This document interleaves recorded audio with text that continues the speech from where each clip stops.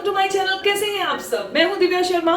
दोस्तों, आज मैं आपको बताने जा रही हूँ कि अगर आपके भी कूलों में दर्द रहता है, कूलों का जो दर्द है यानी कि हिप जॉइंट पेन है या साइटी का दर्द है, उसे कैसे पूरी तरह से दूर करना है, तो इस पूरी वीडियो को एंड तक जरूर देखना है ताकि आप जान पाएं कि ये कूलों का दर्द जो पूरी टांग में जा रहा है, पैर तक पहुंच रहा है, एक नस खींच रही है, उसको कैसे ठीक किया जाए।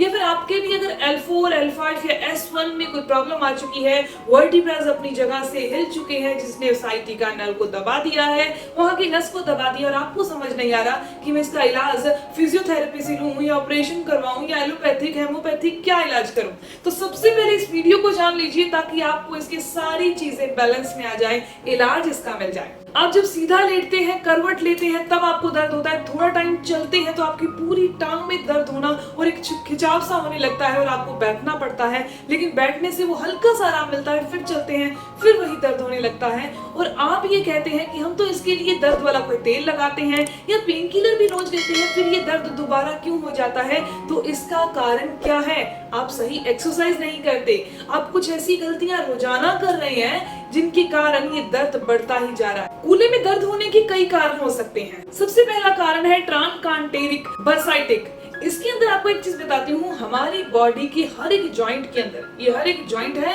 चाहे कूल्हे का है, बॉडी का कहीं भी जॉइंट है, वहां पर अंदर एक कुशन बना होता है, एक लिक्विड होता है, जिसे हम सब उसे साइनोवियल फ्लूइड, कुछ लोग उसे ग्रीस कहते हैं, कुछ लोग उसे लिक्विड कहते हैं, कुछ लोग उसे कुशन कह देते हैं। वो कुशन क्या काम करता है? वो दोनों हड्डियों को आपस में रगड़ खाने नहीं देता, ताकि दोनों हड्डियों के ऊपर की जो लेयर है वो सुरक्षित रहती है और कहीं भी दर्द महसूस नहीं होता।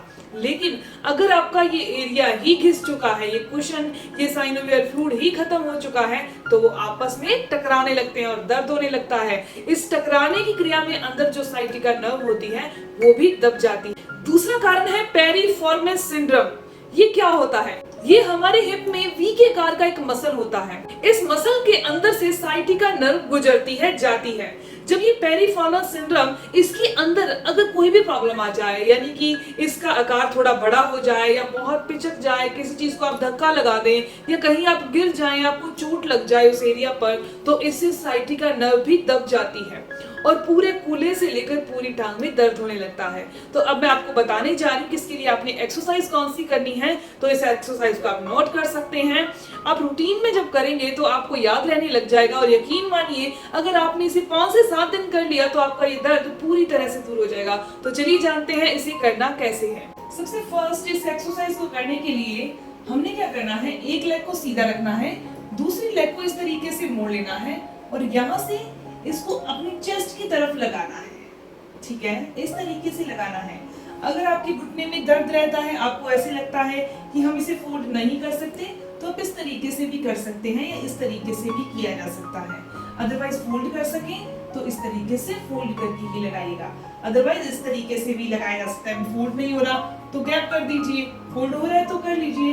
इस तरीके से करेंगे तो यहाँ की जो मसल्स है उनमें काफी रिलैक्स महसूस होगा। इस तरीके से करना है, ओके। और सेकंड में भी सेम किया जाएगा। इस तरीके से पकड़िए, होल्ड कीजिए और अपनी चेस्ट की तरफ लगाने की कोशिश कीजिए, यानी कि ऊपर की तरफ करना है इसमें, ओके। सेकंड एक्सरसाइज में हमने क्या करना है, अपनी एक लेग को उठाना है, ठीक है। एक जो लेग है वो सीधी रहेगी, दूसरी लेग से ये करना है, ओके। इसमें इस तरीके से कर देना है, यानी कि एक लेग दूसरी फुट के जो दूसरी लेग है उसके ऊपर चली जाएगी और यहाँ से हमने दबाना है। आप देख पा रहे होंगे कि मैंने एक लेग को, यानी कि राइट लेग को लेफ्ट लेग के ऊपर कर दिया और यहाँ की मसल स्ट्रेच होगी। ध्यान रखिएगा, बहुत जोर से दबाना नहीं है, हल्का सा करना है, ओके।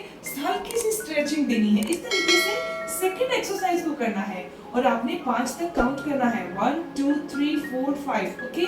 और नेक्स्ट एक्सरसाइज में आपने इसी का दूसरा पार्ट करना है, यानी कि वो वाली लेग जो आपने पहले उठाई थी उसको नीचे कर देना है, दूसरी लेग उसके ऊपर जाएगी और आपने इस तरीके से करना है, 1 2 3 4 5 6 7 8 9 10। इस तरीके से कीजिए। ये सेकंड एक्सरसाइज है।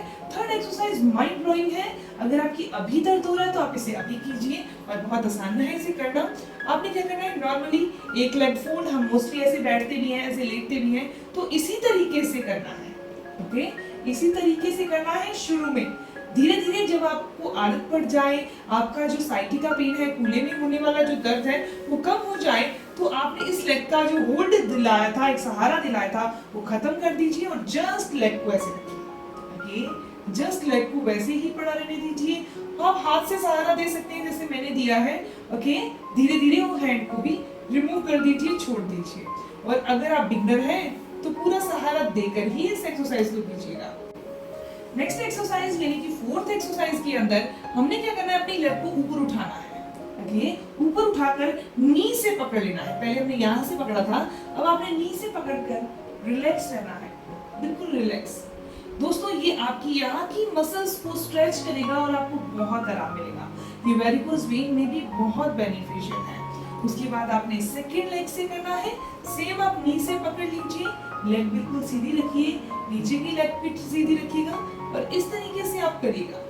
दोस्तों नी से ही पकड़िएगा, होल्ड जो है वो हमने नी के पीछे से ही देना है। इस तरीके से इस एक्सरसाइज को कीजिएगा। और लास्ट एक्सरसाइज आपने जरूर करनी है और रोजाना करनी है।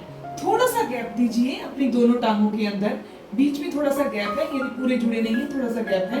ओके, उसके बाद इस तरीके से टर्न किया, ठीक है। टर्न करने के बाद फेस अपोजिट साइड, ओके, फिर दोबारा टर्न इधर किया और फेस अपोजिट साइड्स, ओके। और 1 2 3 इस तरीके से काउंट कीजिएगा।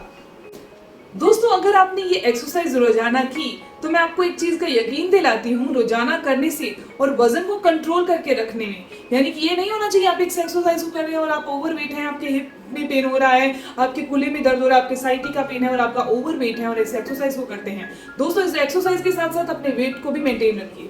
वेट को कैसे कम करना है, कैसे आइडियल वेट पर आना है, स्क्रीन पर एक नंबर दिखाई दे रहा है, उसके व्हाट्सएप पर आप मुझे यस लिख कर भेजिएगा। मैं आपको बताऊंगी कि चाहे आप 80 किलो के हैं, 90 के हैं, 100 के हैं, आप अपने आइडियल वेट पर कैसे आ सकते हैं आपकी हाइट के अकॉर्डिंग।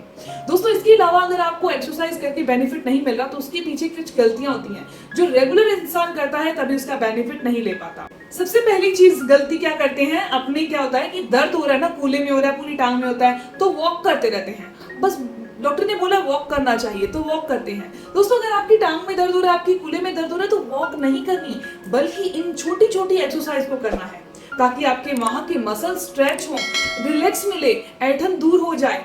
फिर जब आप ठीक हो जाए तब वॉक करिए ना। दोस्तों इसके अलावा लंबा टाइम तक आपने चेयर पर नहीं बैठे रहना। जब आप लंबे टाइम तक चेयर पे बैठे रहते हैं या फिर कुछ जेंट्स की आदत होती है जो अपना पर्स होता है, वॉलेट होता है, बैग की अपनी बैक वाली पॉकेट में डालते हैं और चेयर पर बैठे रहते हैं, उस तरीके से वहां की नर्व और प्रेस हो जाती है और कंप्रेस हो जाती है। तो इन छोटी छोटी चीजों का ध्यान रखिएगा। कुछ दिन के लिए जमीन पर सोइए, नॉर्मल गुदेला बिछाकर उस पर सोइए। दोस्तों आप यकीन मानिए ये छोटी छोटी चीजें, ठंडी चीजों को अवॉइड करना, खट्टी चीजों को अवॉइड करना, नॉर्मल फाइबर वाला फूड खाना, अपने वेट को मेंटेन रखना, अपने पेट को अच्छे से साफ रखना, तो यकीन मानिए किसी भी तरह की कोई सर्जरी, ऑपरेशन इसके लिए नहीं करवाना पड़ेगा। नेवर काउंट नंबर काउंट नहीं होते कि आप 60 के हैं, 70 के हैं। काउंट होता है आपके मसल कितने स्ट्रॉन्ग है, आपका गट सिस्टम कितना स्ट्रॉन्ग है। अगर आप भी अपने मसल को स्ट्रॉन्ग करना चाहते हैं, गट सिस्टम को स्ट्रॉन्ग करना चाहते हैं तो मुझे जरूर मैसेज कीजिएगा। मिलते हैं दोस्तों नेक्स्ट वीडियो में, तब तक के लिए धन्यवाद।